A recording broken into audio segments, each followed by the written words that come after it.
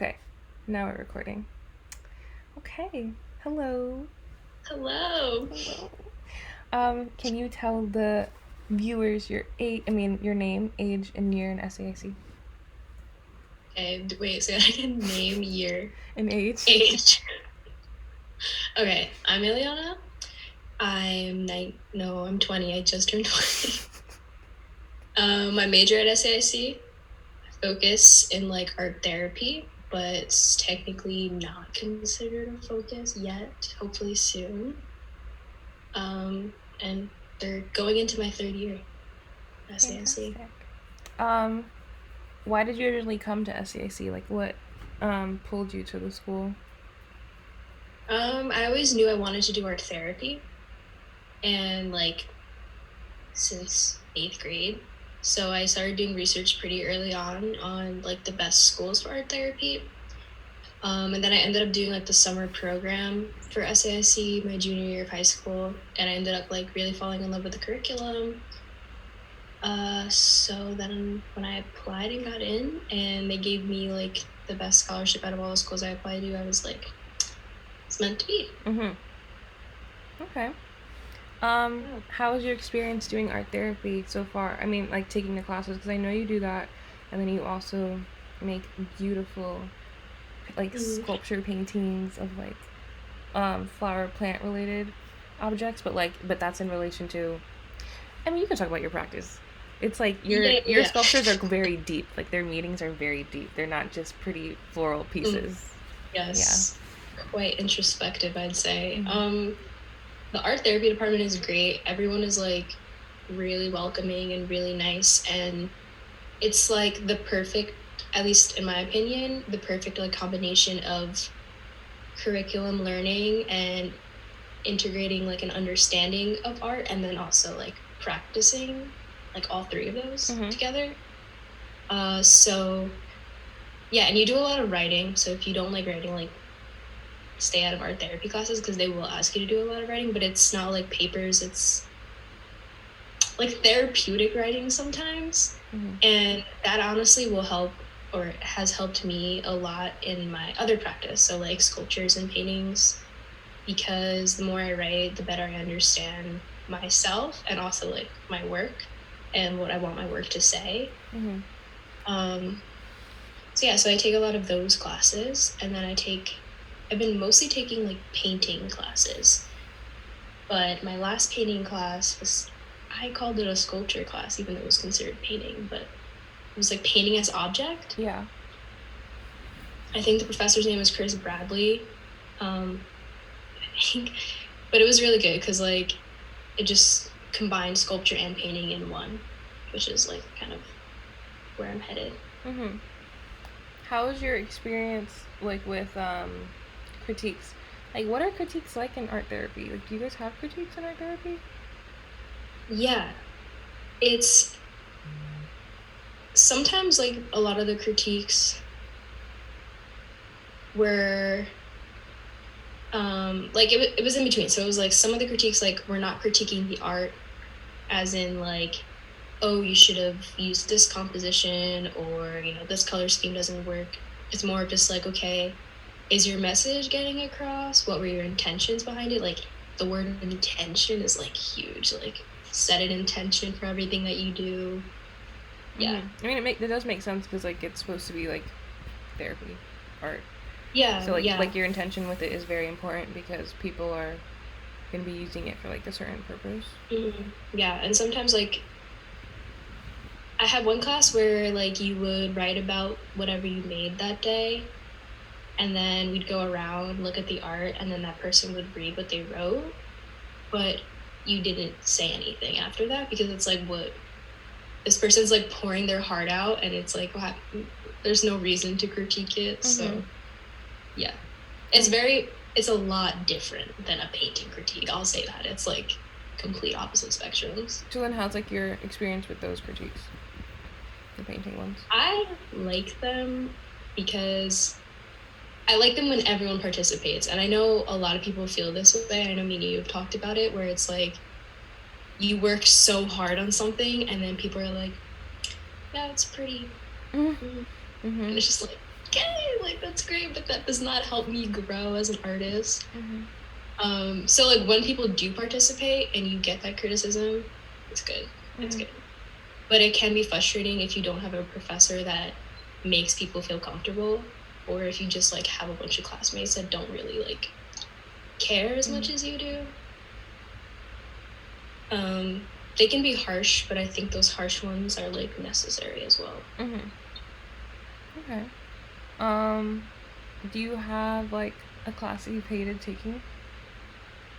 A class I hated critiquing in. No, taking like being in. Oh, the first year of art history. I've gotten that a few The worst times. class they make you take, and it's like the only class they make you take. It's so bad, so bad. I'm so sorry. It's okay. It's really okay. It's interesting when you start learning about like other regions of the world, but then it's just like, why do we have to like what is it called, the mem where they make you do like the title, the name, the medium. Oh, the memorization test, like Yeah. memorizing like all those things. Because then like you're so then you're like so focused on like remembering that, because it's like you're gonna have to take a test, Mm-hmm. that you forget the art. Mm-hmm. Like I forgot it all already. Yeah, I've been my parent, like one of my parents have told me that like your brain isn't really meant for like remembering a lot of things. It's really meant for like solving um like issues and like critical thinking. Like it's supposed to remember some things, but it's not like really like use like your tools to help you remember things. Like use your phone, use like remembering apps, because like the Mm-hmm. more space you take up in your brain trying to remember things, like the less space you Mm-hmm. have to like use it for critical thinking and stuff. Yeah, yeah, for um sure. what about your favorite class? I have a lot of favorite That's fine. classes. Yeah. One of my friends listed like four, so go Yeah, off. definitely the painting class that I mentioned before, painting as object. I don't know if they're gonna give it again, but if they do, and you're interested in like, if you're like a sculptor but you want to learn more about painting, or if you're a painter and want to learn more about sculpting, that's like definitely a good class, because if Chris still teaches it, like he really does let you run wild with like pretty much everything. What other class do I really like? Creative process of art therapy. If you're having like a rough semester, Mm-hmm.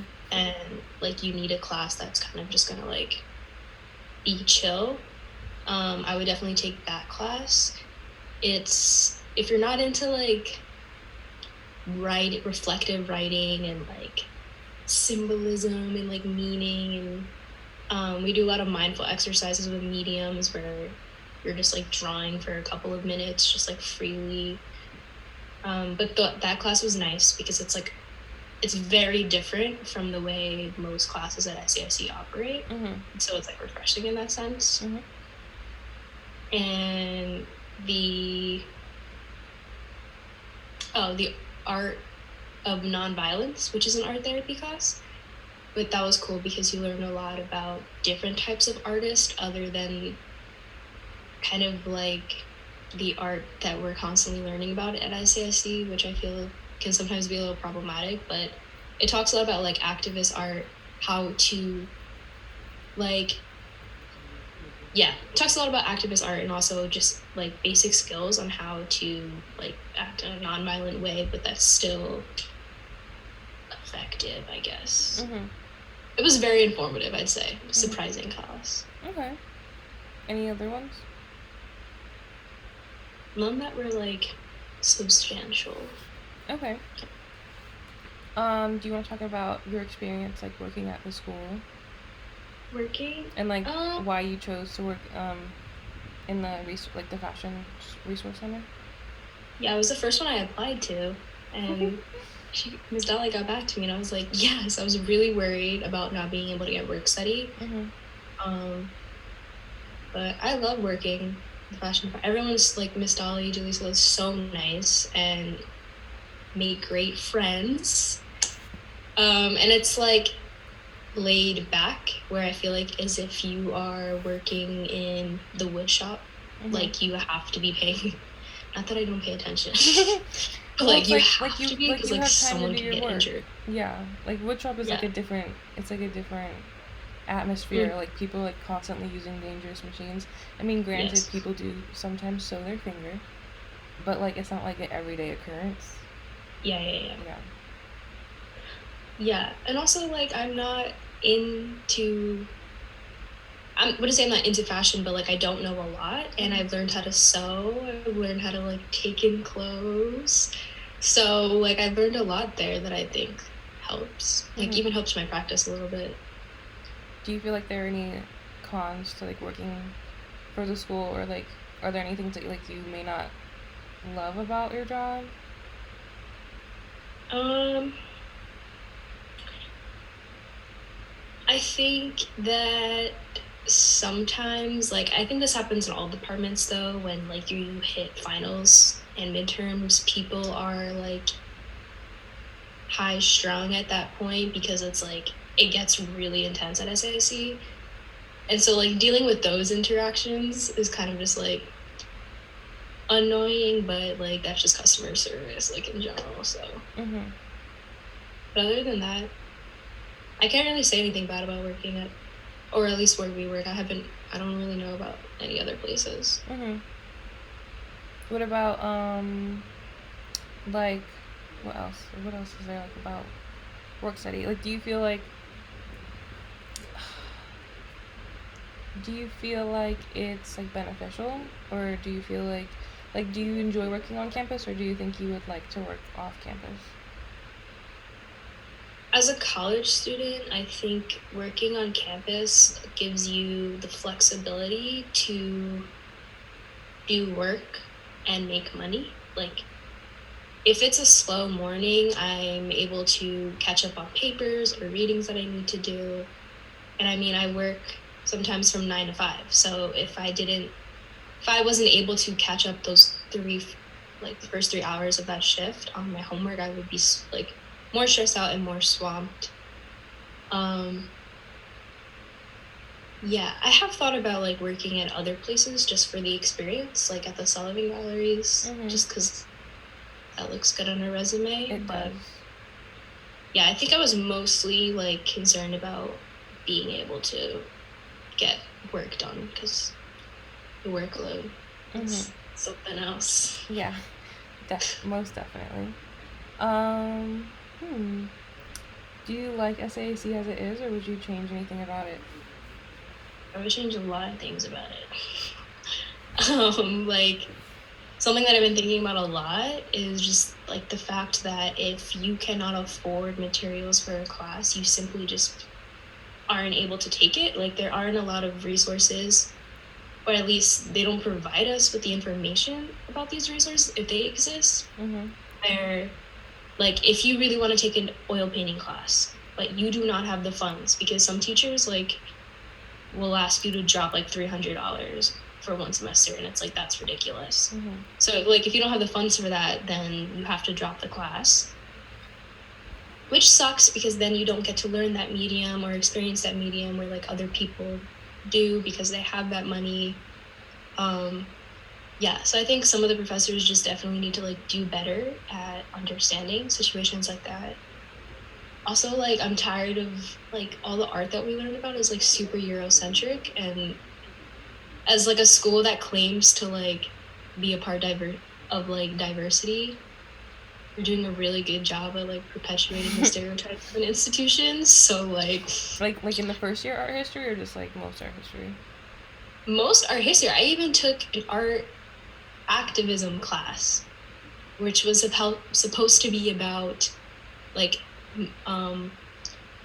artists who made art during movements. And like a lot of it, I was like, there was like one section, and I would say that maybe we learned about a handful of Black artists and POC artists, to be honest. So that also, like, this is like a not a serious thing, but like, why do we all have to have a lunch at the same time? it's impossible to find a place to eat. Like, how many times have I eaten, like, on the side of, like, I don't even know. It's horrible. Everyone is, like, and there's only one cafeteria that has all the food. Mm-hmm. The It's like other the two other ones kind of cafeterias, suck. yeah, that's, like, little things. Yeah. Also, it's too expensive. It's just, SAC, like, I feel too like there should be more much. opportunities to be for it to be more financially swallowable. Swallow. Yeah. Yeah. Yeah, no, they need to, like, look at why exactly it is that they have the tuition so high, but yet want it to be a all-inclusive school. Mm-hmm. And then with like some You people getting can't. paid a lot of money when like teachers don't really get paid that much, but then like these Mm-hmm. other people get paid a lot. Yeah, and they also say, like, oh, it's because we have so many great resources for you. Like, we have all these machines. And it's like, again, well, I can't take that class if I can't afford the materials. So that machine means nothing to me. Mm-hmm. Yeah. So, yeah, they got a lot of work to do. We'll Mm-hmm. leave it at that. Mm-hmm. Um, what about like you remember how like my first question was like why you came here? Do you feel like Mm-hmm. your view of the school has changed since like you started coming here? Yeah, for sure.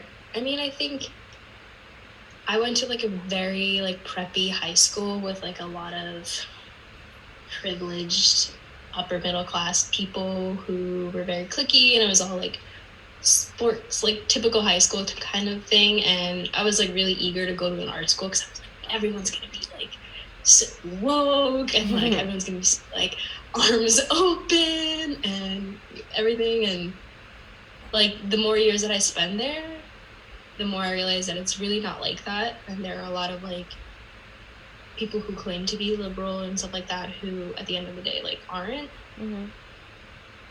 So I think my views have changed like that. I think the reason why I stay at SAIC is just because there really isn't other schools that have the curriculum that allow you to, like, jump in between each major. Mm-hmm. And like That's mix really things together. yeah. Also, being connected to the museum is a really good thing. The Mm-hmm. fact that, like, we can just go in there anytime. Mm-hmm. So yeah. What was the other thing? How is your experience like with living on campus? Because I think you're also the first person I interviewed that lives in the book. Because I think everyone else has only lived in 162. Yeah, I mean, I lived in Jones that summer. Mm-hmm. I spent, like, 3 weeks there. The Buck is great because if you can afford it, you get your own room. Mm-hmm.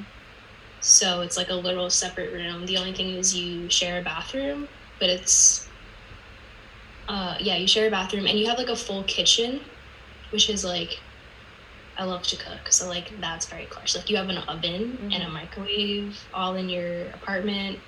And also, like, you have laundry in unit, so you don't have to pay, which is also very clutch.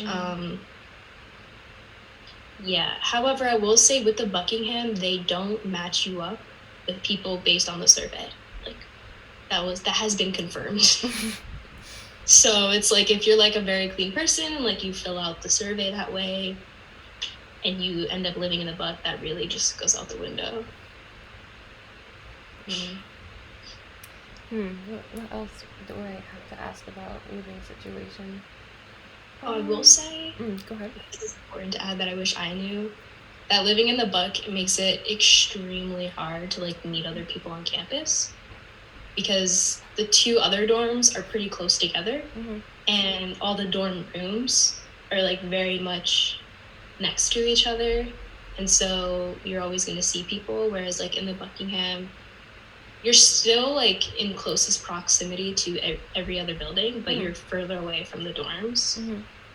And the apartments, like, are really spread out. So if you don't like your roommates, like, it's going to be really hard to, like, meet other people unless you're active in class and stuff. I still think it's so funny that like that we met before school started, and I didn't even realize it until like weeks after we started working together that like you were the person that messaged me. Yeah, to live with you. I'm glad that it worked out the way that it did. I'll say that much. Really? Yeah, no, I'm not gonna ask you to dive into that because we talked about that at work, so it's fine. Yeah. Do you have any advice for like someone that's thinking about coming here and like doing art therapy or just looking at the school in general? Yeah, I met a lot of people at SAIC that currently go to SAIC that say they hate how like fluid the curriculum is and how out there some of the art is, that they feel like it's hard to understand. And I think SAIC like really does try and like push meaning a lot. Like, what is your concept? What was your intention? And I think a lot of people are just like, I don't know, like just wanted to make this picture of a flower. So if that's kind of like what you want to do, I definitely would reconsider going to SAIC. But if you're up for that, SAIC is like the right place for you. Mm-hmm. Yeah, we are very conceptual. Yes, conceptual. Why didn't I? Yes, that's the word that I've been looking for. Mm-hmm. Also, like, try and be more outgoing.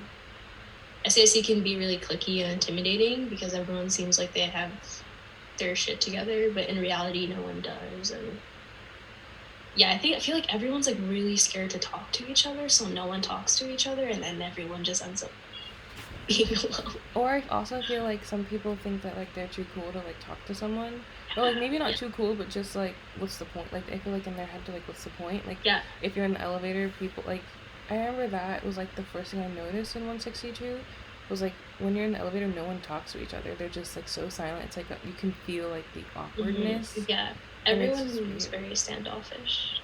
Yeah. I feel like. Huh? I feel like everyone's like very standoffish. Mm-hmm. Yeah. Or like judges people like based on appearance. Mm-hmm. And it's just like, yeah. I'm trying to think of any other advice. Or just like thoughts, even if they're just like closing thoughts that you would want to give. Yeah.